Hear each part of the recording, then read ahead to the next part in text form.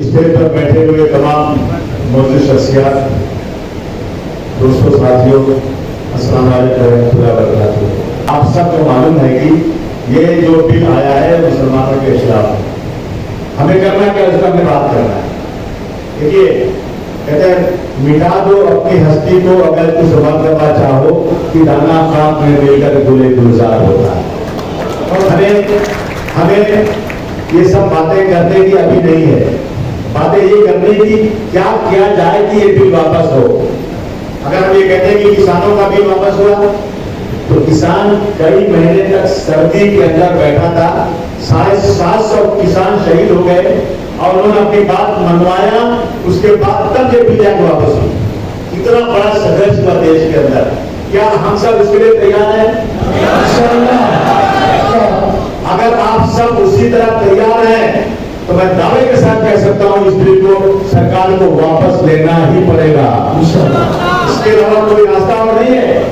आज 2014 के बाद मुसलमानों के लिए हिंदुस्तान में जमीन तंग की जा रही है। हर जगह पर जानबूझ करके मोहन भागवत साहब ने उस दिन कहा कि हमारे मुल्क में नाम पूछकर धर्म पूछकर नहीं माना जाता। एक पुलिस वाला ट्रेन के अंदर 3 मुसलमानों को गोली मार के उनके बदन पर पैर रख के कहता है इस मुल्क में रहना है तो मोदी और योगी कहना पड़ेगा। एक स्कूल की टीचर एक बच्चे को खड़ा करती है और कहती है दूसरे बच्चों से मारो इसको क्यों?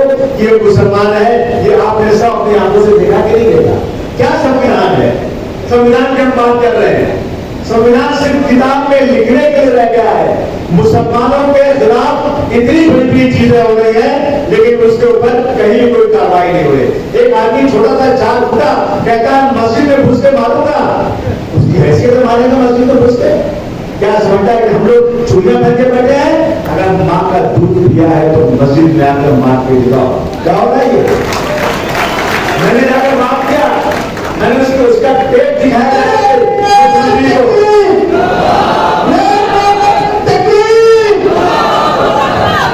मिनिस्टर को, मैंने उसकी तकरीर को सुनाया, दिखाया, मुस्कुरा करके कुछ नहीं किया उन्होंने। रोना हो रहा है, लाउड स्पीकर उतारा जा रहा है, मस्जिदों के बाहर नमाज नहीं पढ़ सकते, कितनी चीजें गिनाई जाए। अब फकत शोर मचाने से कुछ नहीं होगा, अब फकत शोर मचाने से कुछ नहीं होगा, सिर्फ वोटों को हिलाने से कुछ नहीं होगा। जिंदगी के लिए बेमौत मरते ही कि हो और अहले ईमान होते शैतान से डरते हो। तुम्हें महफूज कहां? अपने ठिकाने पे हो, बाद इतना तुम्हें लोग निशाने पे हो। सारे गिले, सारे शिकवे, सारी दुश्मनी मिला के उठो, एक हो जाओ, सब लोग एक साथ खड़े हो जाओ और अपने वो हिंदू भाई जो सेकुलर हैं उन भाइयों के कंधा से कंधा मिलाकर अपने स्क्रीन कराओ, जमा दो एक साथ। एक इंकलाब बर्पा करना है। एक तरफ हजारों थे, एक तरफ 313 तरह ईमान वाले थे। अब हौसलों से लड़ा जाएगा। मैं सरकार से कह देना चाहता हूं, वो अंग्रेज जिसका सूरज डूबता नहीं था, यही तालिबान उलमाए कराम ने उन अंग्रेजों को हिंदुस्तान से भगा करके शहादत का जाम दिया था।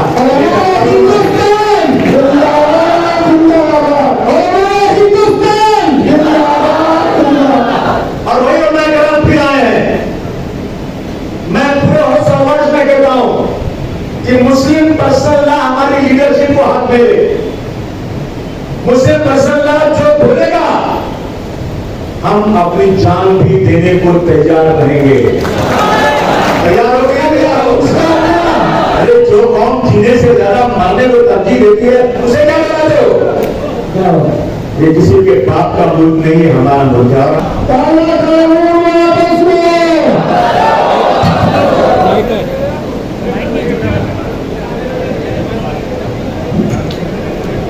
आज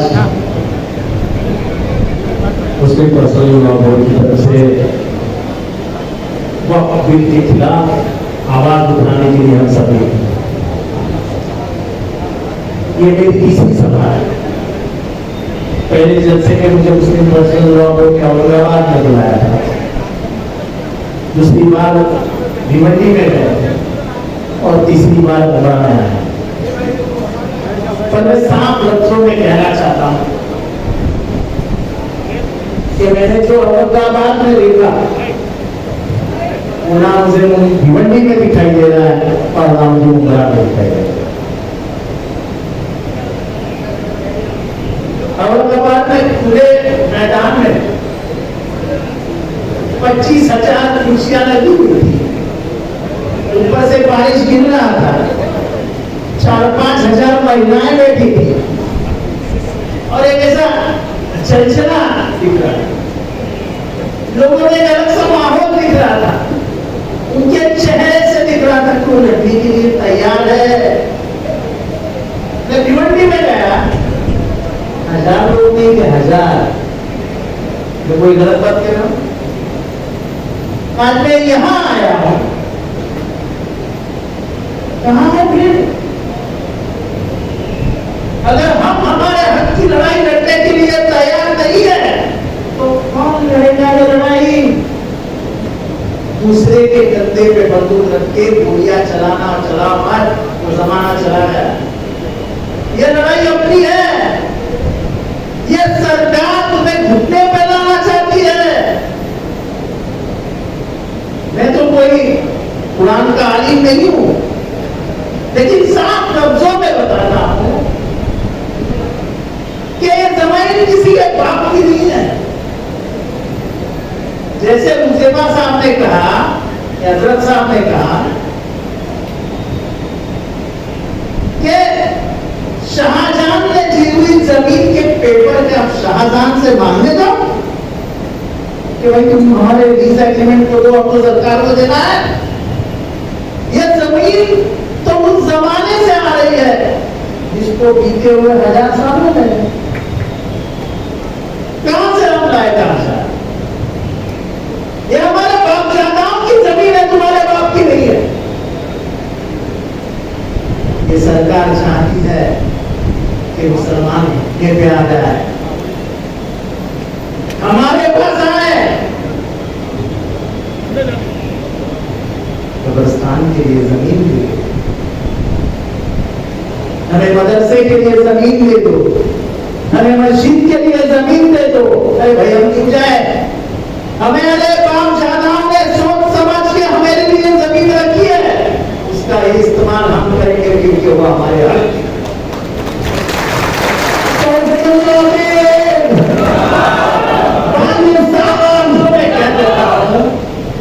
कि ये वक्त बिल जो है वो एंटी कॉन्स्टिट्यूशनल है, वो दस्तूर के खिलाफ है। 1950 में जो दस्तूर आया, उस दस्तूर के आर्टिकल 19, आर्टिकल 24, आर्टिकल 25, आर्टिकल 26 के तहत डॉक्टर बाबा साहब अम्बेडकर ने कहा कि आपको राइट टू रिलीजन है। राइट टू रिलीजन मतलब क्या होता है कि जिस धर्म की आप सेवा करते हो, उसके पीछे चलते हो, उसके किताब में जो लिखा है उसको फॉलो कीजिए, उसके पीछे जाइए, वो जो कहता है उसको अमल कीजिए। तो ये तो मुसलमानों के किताबों में लिखा है ना कि वक्त क्या होता है। तो आर्टिकल 19, 24, 25, 26 के तहत जो हक हमें संविधान ने दिया है, जो बेस है संविधान का, दस्तूर का, उसको हटाने का ये सरकार कोशिश क्यों कर रही है? इसका सीधा जवाब है कि ये जो जमीनें हैं ये ऐसी ऐसी जगहों पे है जिस जगहों पे झरना से की नजर लगी हुई है।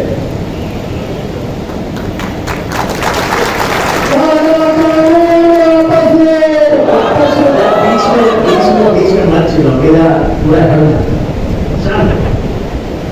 आप दिल्ली में जाए, आप सेंट्रल दिल्ली में जब पहुंचोगे, सेंट्रल दिल्ली में आप नहीं गए होंगे मुझे पता नहीं, लेकिन जितनी भी बड़ी खुली जमीनें दिखती है सब लोग हुमायूं का मकबरा है 20 एकड़ की जमीन। आपने जुम्मा मस्जिद की बात कही, कितने एकड़ की जमीन है। आप ताजमहल में जाइए, शाहजहां कर रहा था, उसके आजू बाजू में सैकड़ों एकड़ की जमीन है। जिसकी बात की है वह की जमीन, ये सब के ऊपर धन्ना सेठ की नजर है। और धन्ना सेठ के लिए बोले हम मार्केट में लाएंगे इस जमीन को, हम इससे पैसे मिलाएंगे और मुसलमानों के उसका इस्तेमाल करेंगे। अरे भाई, हमारे खाने क्या खाएंगे उसके ऊपर तुम्हारी नजर है, तुम क्या हमारा भला सोचोगे? तुम तो हमारी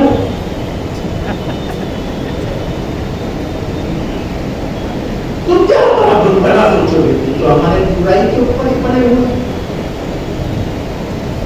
हम क्या खाएं, हम क्या पिए, हम क्या पहने, इसके ऊपर आप नजर रखते हो, इसके ऊपर मत रखो। जो हमारे कुरान में कहा है उसको हमें अपनाने दो और उसके पीछे हमें चलने दो। इसके सबसे सरकार को कोई देना पड़ेगा। मैं बात कहता हूं, हमारे मित्र यहां बैठे, जब संजय खन्ना, इस lordship Sanjay Khanna supreme court में बात कर रहे थे, तब उन्होंने जो कुछ कहा तो उन्होंने एक सवाल पूछा कि मुसलमानों के बॉडी में आप हिंदू लाना चाहते हो तो कितने हिंदुओं के बॉडी में आप मुसलमान लोगे? संजय खन्ना है एक चीफ जस्टिस के नाते पूछा। तो जो निशिकांत दुबे नाम का सांसद है, जो बीजेपी की सोच लोकसभा में रखता है, लोकसभा के बाहर भी रखता है, यहाँ बहुत सारे वकील मौजूद हैं, उस निशिकांत दुबे ने पत्रकार परिषद में क्या कहा कि ये संजय खन्ना जो चीफ जस्टिस है वो भारत में यादव लाना चाहता है। ये कौन कहता है? बात उधर नहीं है, बात उसके लफ्ज से जो इशारा है वो उसको उसकी तरफ है। वो सुप्रीम कोर्ट को डरा रहा था क्योंकि बीजेपी आरएसएस को ऊपर बैठे हुए लोगों का दिमाग अपने हाथों में लगता है कि मैं जो कहूं वो सुप्रीम कोर्ट से जाना चाहिए। संजय खन्ना ने उससे इनकार कर दिया। लेकिन देखो भाई, इतने में तो मेरी बात नहीं, और औरंगाबाद में भी मुझे लोगों ने कहा था उसको बोलने क्योंकि वक्त के स्वयं कुछ बात नहीं हुई, सियासत की बात नहीं। मैं कहा संजय खन्ना के ऊपर तो ये सुप्रीम कोर्ट को डराना कई घंटे तक कोर्ट नहीं होता है। वाले हैं अपने तो उसको बंद कर देंगे, उसकी चिंता मत करो।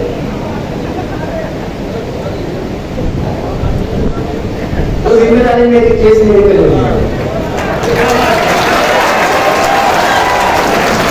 तालियां मत बजाओ, तालियां बजाने के लिए लोग लेके आते साथ में तो बहुत अच्छा लगता।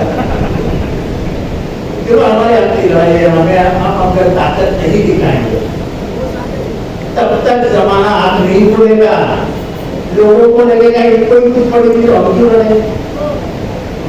तो बात इधर छोड़ दो। मैं सबको ये बताना चाहता हूँ कि माइनॉरिटी का मैं मिनिस्टर, तो चंद महीनों के लिए मुझे वो मीडिया मिला। जब मेरे पास एक फाइल आई और वो फाइल के ऊपर जब मैंने ध्यान से पढ़ा तो मेरे ध्यान में आया कि वक्त प्रॉपर्टी 7/12 का जो रिकॉर्ड है उसके वक्त लिखा ही नहीं जाता। अगर वक्त उसके ऊपर लिखा जाएगा तो बेची नहीं जा सकती है, क्योंकि वक्त की प्रॉपर्टी का बेचना अलाउड नहीं है। एक बड़ी प्रॉपर्टी थी मुंबई, 4-5 एकड़ की। मैंने कलेक्टर को लिखा और मैंने उस फाइल में भी लिखा कि वंस अ वक्त ऑलवेज अ वक्त। आप 7/12 के ऊपर ये लिख दो कि वक्त है, 7/12 बदला नहीं जा सकता है, वक्त की प्रॉपर्टी बेची नहीं जा सकती। लेकिन हम हमारे गिरवान के घर भाग के देखे, हमारे लोगों ने बुरा मत मानना, क्या हमारे लोगों ने यतीम खाने की जमीन अंबानी को नहीं दी? क्या हम गुनहगार नहीं है? हम गुनहगार है। हमारे लोगों ने कई जगहों पे वक्त की प्रॉपर्टियां बेची। हम सरकार के साथ हैं। आप कानून लाना चाहते हो ना, तो लाओ कि इसके बाद वक्त की प्रॉपर्टी हम बेचने नहीं देंगे। लेकिन आप अगर ये कहोगे कि वक्त की प्रॉपर्टी सरकार देगी और सरकार बेचेगी, तो ये मंजूर नहीं। ये हमारे बाप दादाओं का अधिकार है, ये पिता के नाम पे दी हुई जमीन है, हम उसे बेचने नहीं देंगे। ये हमारा हक और अधिकार है। और इसलिए मैं साफ लफ्जों में कहना चाहता हूं कि हम कलेक्टर के पास भीख मांगने नहीं जाएंगे। मैं अगर अमीर और 10 एकड़ की प्रॉपर्टी धर्म के नाम से देना चाहता हूं, तो आप मुझे रोक नहीं सकते। अगर वो 10 एकड़ इस्लाम के लिए, मदरसे के लिए, मस्जिद के लिए, कब्रिस्तान के लिए इस्तेमाल होती है, तो वो दीनी काम है। दीनी काम में रुकावट लाना ये सरकार का काम नहीं है।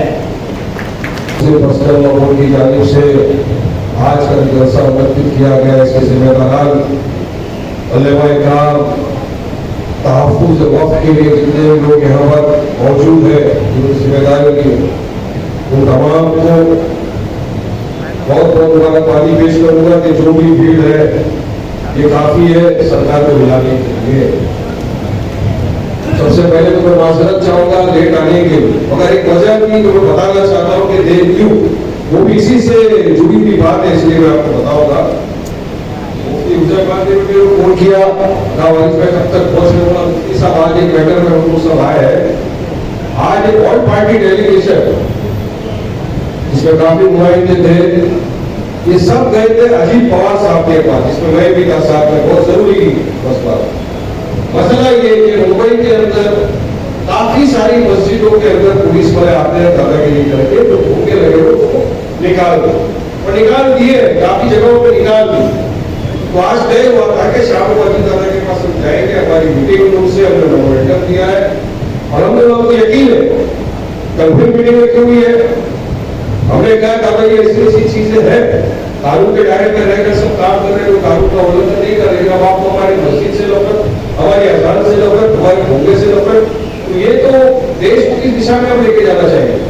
उन्होंने सुना है बात, तो वापस मिलेंगे, लेकिन मुझे यकीन है इंशाअल्लाह ताला कि हम इस मसले में भी कामयाब होंगे। वरना जिस तरह ये लड़ाई चालू है वक़्फ़ की, उस तरह वापस संविधान के दायरे में रहकर हमको मस्जिद के होंगे चालू उसकी लड़ाई लड़ना पड़ेगा। देश से आने की वजूहत ये थी। अब वक़्फ़ के लिए हम सब यहाँ आए, जैसा तमाम को पता है कि मोदी सरकार ने एक वक़्फ़ का काला कानून लाकर ऊपर ठोक दिया है। पहले इंट्रोड्यूस किया, एक जेपीसी का गठन किया, जेपीसी की मीटिंगें चलते रही तमाम शहरों में, देश के विभिन्न राज्यों में, काफी लोगों ने अपनी बातें रखी, जेपीसी ने सब सुना, मगर जब रिपोर्ट पेश हुआ तो उसमें काफी चीजें हटा भी दी गई। हटा के बात यह है कि सरकार की जो नीयत है उस नीयत में खो गए।